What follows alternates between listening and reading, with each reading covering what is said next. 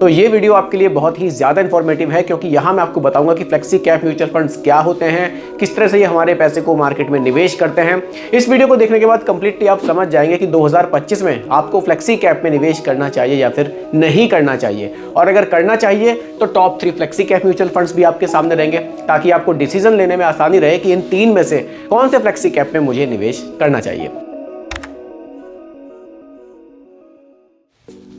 नमस्कार दोस्तों, आशा करता हूं आप सभी लोग स्वस्थ होंगे। दोस्तों, आज की वीडियो का जो टॉपिक है वो है top 3 flexi cap mutual funds 2025 के लिए। कुछ लोग प्लानिंग कर रहे हैं कि हम लोग न्यू ईयर से ही अपने इन्वेस्टमेंट को स्टार्ट करेंगे। देखिए, इसके लिए अगर आपको स्टार्ट करना है 2025 में और एक फ्लेक्सी कैप म्यूचुअल फंड आप चूज करना चाहते हैं, तो ये वीडियो आपके लिए बहुत ही ज़्यादा इन्फॉर्मेटिव है। बहुत ही ध्यान से देखिएगा और समझिएगा, क्योंकि यहाँ एक चीज़ मैं आप सभी को समझाऊंगा बिल्कुल सिंपल भाषा में। आइए स्टार्ट करते हैं। चलिए देखिए, कुछ पॉइंट्स हैं फ्लेक्सी कैप फंड्स के बारे में। फ्लेक्सी कैप फंड्स क्या होते हैं, इसमें किसको निवेश करना चाहिए, किसको निवेश नहीं करना चाहिए, इसमें निवेश के फायदे और नुकसान क्या हैं, वैसे तो मैं आपको बताऊंगा। लेकिन अगर आप इस फ्लेक्सी कैप फंड को बिल्कुल डिटेल में समझना चाहते हैं तो इसके लिए म्यूचुअल फंड बेसिक्स के नाम से मेरी वीडियो है, आप चाहें तो चैनल पर जाकर देख सकते हैं। प्लेलिस्ट आपको मिल जाएगी, इसमें फ्लेक्सी कैप फंड्स को मैंने बिल्कुल डिटेल में समझाया है। छोटी सी वीडियो है, आप चेकआउट कर सकते हैं। फिलहाल यहाँ बात करते हैं फ्लेक्सी कैप फंड्स क्या होते हैं। देखिए, फ्लेक्सी कैप फंड्स में फंड मैनेजर को फ्लेक्सिबिलिटी होती है कि वो आपके पैसे को लार्ज कैप, मिड कैप और स्मॉल कैप में अपने हिसाब से निवेश कर सकते हैं। वो चाहे जितना एलोकेशन लार्ज कैप में रख लें, चाहे जितना मिड कैप में रख लें, और चाहे जितना वो स्मॉल कैप में रख सकते हैं। टोटली फ्लेक्सिबिलिटी है, इसीलिए फंड का नाम भी फ्लेक्सी कैप फंड है।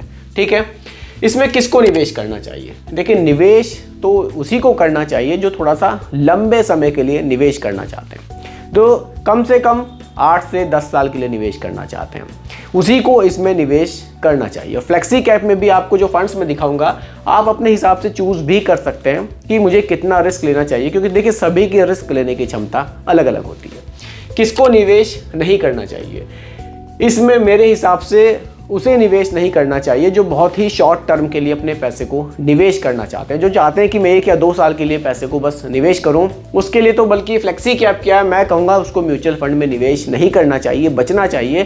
क्योंकि यहाँ आपका पैसा देखिए स्टॉक मार्केट में निवेश होता है, और स्टॉक मार्केट का कुछ पता नहीं है, हो सकता है कुछ टाइम में ये आपको बढ़ती हुई दिखाई दे, कुछ टाइम में आपको घटती हुई दिखाई दे। तो अगर आप थोड़ा सा लंबे समय के लिए निवेश करते हैं ना, तो ये जो मार्केट का उतार चढ़ाव है, इसका एक औसत आपको मिल जाता है, रिटर्न्स आपको ठीक ठाक मिल जाते हैं। लेकिन कई बार ऐसा होता है, मान लीजिए आपने 1 साल के लिए पैसा निवेश किया, उसी समय मार्केट हमें करेक्शन मार्केट में देखने को मिल गया, तो आपके पैसे की जो वैल्यू चल रही थी करंटली, वो थोड़ी सी गिर जाएगी। और अगर आपके पास समय नहीं है बिल्कुल भी, तो आपको उसी समय वो पैसा निकालना पड़ेगा, तो कहीं ना कहीं आप लॉस में उस पैसे को निकालेंगे।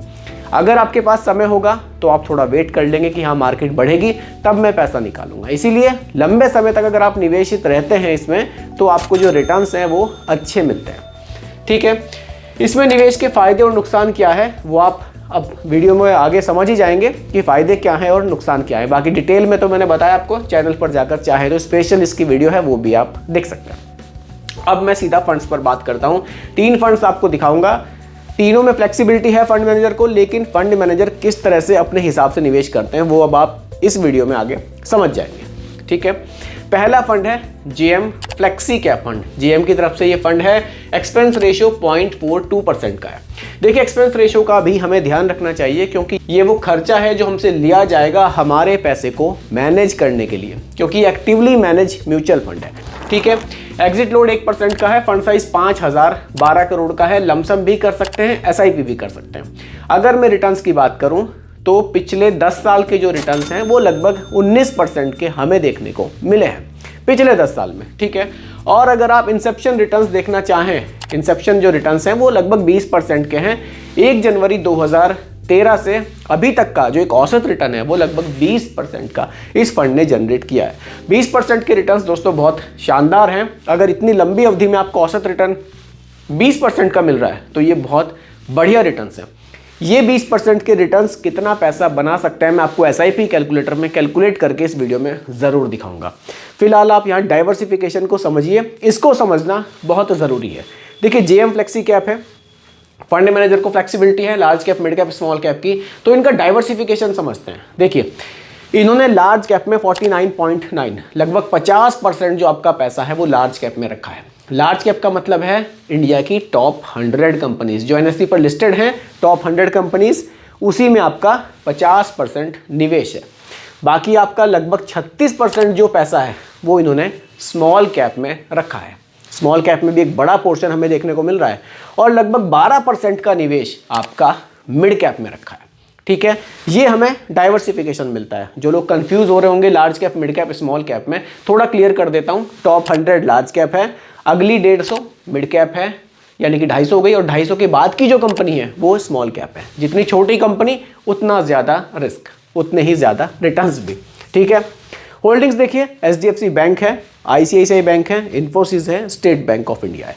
बढ़िया होल्डिंग्स देखने को मिल रही है क्योंकि लार्ज कैप में ज़्यादा निवेश है। सेक्टर्स फाइनेंस का है, हेल्थ केयर का है, कैपिटल गुड्स का है और सर्विसेज का है। तो रिटर्न्स अच्छे हैं, डाइवर्सिफिकेशन बढ़िया है फंड का। अगर आप यहाँ इंसेप्शन रिटर्न्स देखें वो भी बढ़िया है, 20% के रिटर्न्स है फंड के लॉन्चिंग से लेकर अभी तक के। तो फंड ओवरऑल परफॉर्मेंस वाइज बहुत अच्छा है, एक्सपेंस रेशियो भी बहुत कम चार्ज किया जा रहा है। ठीक है दोस्तों, अगला जो फंड है पराग पारिक फ्लेक्सी कैप फंड है। अब ये फंड तो लोगों को बहुत ही ज़्यादा पसंद आता है। कारण क्या है, फंड में जो रिटर्न्स है ना उनमें कंसिस्टेंसी हमें बहुत देखने को मिली है। देखिए एक्सपेंस रेशियो 0.63% का है, थोड़ा सा मिस्टेक हो गया है, यहाँ 0.63% है। ठीक है, फंड साइज 81,000 करोड़ से भी ज़्यादा, 81,919 करोड़। देखिए कितना पैसा लोग इस फंड में निवेश कर रहे हैं। 81,000 करोड़ एक बहुत बड़ी रकम है दोस्तों, और किसी फंड का फंड साइज ऐसे ही नहीं बढ़ जाता। ये लोगों का ट्रस्ट दिखाता है कि उस फंड पे कितना ज़्यादा लोग कर रहे हैं, क्योंकि रिटर्न्स कंसिस्टेंसी के साथ हमें मिल रहे हैं तो लोगों का ट्रस्ट बढ़ता है और पैसा उसमें निवेश होता है। तो यहाँ जो फंड साइज है वो शानदार है। बाकी रिटर्न्स आप देखेंगे पिछले 10 साल में 18% से ज़्यादा ही हमें देखने को मिले हैं। इंसेप्शन रिटर्न्स भी देख लेते हैं। इंसेप्शन रिटर्न्स 20.8% के हैं 24 मई 2013 से। 2013 से अभी तक का जो एक औसत रिटर्न्स है वो 20% से ज़्यादा है, 20.8% के हमें देखने को मिले हैं। डाइवर्सिफिकेशन पे थोड़ा फोकस कीजिए। यहाँ जो लार्ज कैप में निवेश है वो 71% है, यानी कि ये जो फंड है ना ये रिस्क को बहुत ज़्यादा मिनिमाइज कर देना चाहता है। आपने जीएम फ्लेक्सी कैप में देखा लार्ज कैप में निवेश 50% था, लेकिन यहाँ लार्ज कैप में जो निवेश है वो 71% है, यानी कि 71% जो आपका पैसा है वो टॉप 100 कंपनीज में निवेश होगा। स्मॉल कैप में केवल 3.67% यहाँ रखा गया है और मिड कैप में 4.61% रखा गया। होल्डिंग्स देखें, एचडीएफसी बैंक है, पावर ग्रिड है, बजाज है, कोल इंडिया लिमिटेड है।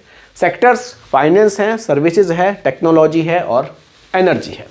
जो लोग फ्लेक्सी कैप में निवेश करना चाहते हैं लेकिन रिस्क ज़्यादा नहीं लेना चाहते हैं, एक लार्ज कैप म्यूचुअल फंड की तरह ही निवेश करना चाहते हैं, लेकिन करना फ्लेक्सी कैप में क्योंकि लार्ज कैप से अच्छे रिटर्न्स हैं। यहाँ मिड कैप और स्मॉल कैप भी है। बाकी डेट में भी यहाँ काफ़ी पैसा है, 19.88% है। उन लोगों के लिए ये फंड बढ़िया है, मतलब लॉन्ग टाइम ग्रोथ के लिए ये फंड एक बढ़िया ऑप्शन आपके लिए हो सकता है। दोस्तों अगला जो फंड है Motilal Oswal flexi cap fund है। ठीक है, अगर आप यहाँ एक्सपेंस रेशियो देखें 0.88% का है, फंड साइज 12,598 करोड़ रुपए का है। ठीक है, पिछले 10 साल में जो रिटर्न्स हैं वो लगभग 16.5% के इस फंड ने बनाए हैं। रिटर्न्स अगर आप इंसेप्शन रिटर्न्स देखें जब से ये फंड लॉन्च हुआ है वो 20.3% के हैं। इंसेप्शन डेट 28 अप्रैल 2014 है, यानी कि 2014 से अभी तक का जो औसत रिटर्न है वो लगभग 20% के आसपास है। तीनों ही फंड्स में हमें जो इंसेप्शन रिटर्न्स मिले हैं वो लगभग 20% के मिले हैं। अब आप देखिए डाइवर्सिफिकेशन यहाँ अलग है, सभी में डाइवर्सिफिकेशन फंड मैनेजर अपने हिसाब से कर रहे हैं। सभी के फंड मैनेजर अलग हैं, सभी अलग तरह से सोचते हैं, सभी ने पैसा अलग तरह से मार्केट में निवेश किया है। यहाँ लार्ज कैप में लोकेशन 51.55% है, यानी कि आधे से थोड़ा सा ज़्यादा पैसा आपका टॉप 100 कंपनीज में निवेश है। बाकी का जो पैसा है आपका वो मिड कैप में निवेश है 46.85। यहाँ स्मॉल कैप में पैसा निवेश नहीं किया गया है, यहाँ सारा पैसा लार्ज कैप और मिड कैप में ही निवेश किया गया है। यानी कि आपका जो टोटल पैसा है वो इंडिया की टॉप की 250 कंपनियों में ही निवेश यहाँ किया जा रहा है। लार्ज कैप टॉप 100, अगली 150 मिड कैप, सारा पैसा लार्ज और मिड कैप में ही निवेश है। होल्डिंग्स पॉलीकैब है, कल्याण ज्वेलर्स है, कोफोर्ज लिमिटेड है, ट्रेंट लिमिटेड है। सेक्टर्स टेक्नोलॉजी है, सर्विसेज है, फाइनेंस है और ऑटोमोबाइल है। ये सेक्टर्स हैं, ये टॉप की होल्डिंग्स हैं। रिटर्न्स आपके सामने हैं, इंसेप्शन रिटर्न्स भी 20% से ज़्यादा इस फंड ने भी जनरेट किए हैं। तो ये फंड भी अच्छा है। देखिए यहाँ फंड मैनेजर को डिसीजन अपने आप लेना है, तो यहाँ फंड मैनेजर ने स्मॉल कैप को बिल्कुल ही हटा दिया है। अब स्मॉल कैप क्या है, थोड़ा सा रिस्की हो जाता है, लेकिन कई बार रिटर्न्स भी हमें स्मॉल कैप से अच्छे मिलते हैं। लेकिन फंड मैनेजर ने यहाँ रिस्क ही नहीं लिया है स्मॉल कैप का, सिर्फ लार्ज कैप को रखा है और मिड कैप को रखा है। हालांकि मिड कैप भी थोड़े से वोलेटाइल हैं, लेकिन स्मॉल कैप से कम वोलेटाइल होते हैं। तो रिटर्न्स यहाँ भी हमें शानदार ही देखने को मिल रहे हैं। तो दोस्तों ये 3 फ्लेक्सी कैप फंड्स थे जिनके रिटर्न्स हमने देखे कि 20% से ज़्यादा ही हमें इंसेप्शन डेट से अगर आप देखेंगे तो देखने को मिले हैं। अब ये 20% के जो रिटर्न्स हैं ये लॉन्ग टाइम में कितना पैसा जनरेट कर सकते हैं, सिंपल एसआईपी अगर हम स्टार्ट करते हैं उसको हम एक एसआईपी कैलकुलेटर से समझते हैं। देखिए ये हमें थोड़ा सा ना ये चीज़ें मोटिवेट करती हैं कि यार अगर हम लोग निवेश करेंगे, एक एसआईपी स्टार्ट करेंगे तो कितने रिटर्न्स बनाए जा सकते हैं। 5,000 की मान लीजिए एसआईपी आप करते हैं, रिटर्न्स हमने देखे लॉन्ग टाइम में हमें 20% के आसपास देखने को मिले हैं। ये चलिए लगभग 20 ही है। अगर हम इस एसआईपी को अगले 15 साल कंटिन्यू करते हैं, रिटर्न्स हमें 20% मिलते हैं, तो हमारा निवेश 9 लाख का होगा और 9 लाख रुपए बढ़कर हो जाएंगे 56,83,000 रुपए। ये होते हैं 20% रिटर्न्स की पावर। कंपाउंडिंग में जब पैसा बढ़ता है तो कितना तेज बढ़ता है। अभी आप देखिए समय ज़्यादा है, अगर आप 20 साल कंटिन्यू करते हैं तो यही एसआईपी 1,58,00,000 रुपए भी बनाकर दे सकती है। वहीं अगर मैं इसको 25 कर दूं तो यही एसआईपी 4,33,00,000 रुपए भी बनाकर दे सकती है, अगर रिटर्न्स आपको कंटिन्यू 20% के मिलते हैं तो देखिए बात यह है कि लंबे समय तक हमें निवेश करना हमारे लिए ज़रूरी है। जितने लंबे समय तक हम निवेश करेंगे उतना ही ज़्यादा प्रॉफिट हम एसआईपी से बना सकते हैं। तो दोस्तों यही आज की वीडियो का टॉपिक था, top 3 flexi cap mutual funds 2025 के लिए। आशा करता हूं कि टॉपिक आपको पसंद आया होगा और पूरी तरह से क्लियर भी हुआ होगा। बाकी दोस्तों ये रिकमेंडेशन हमारी तरफ से नहीं है, केवल एजुकेशनल पर्पस वीडियो आप लोगों के लिए बनाई गई है, क्योंकि म्यूचुअल फंड का जो भी निवेश है बाजार जोखिमों के अधीन होता है। बाकी वीडियो पसंद आई हो लाइक शेयर आप ज़रूर कीजिएगा, और मेरे चैनल पर अगर आप नए हैं इसको भी सब्सक्राइब आप ज़रूर कीजिएगा। धन्यवाद।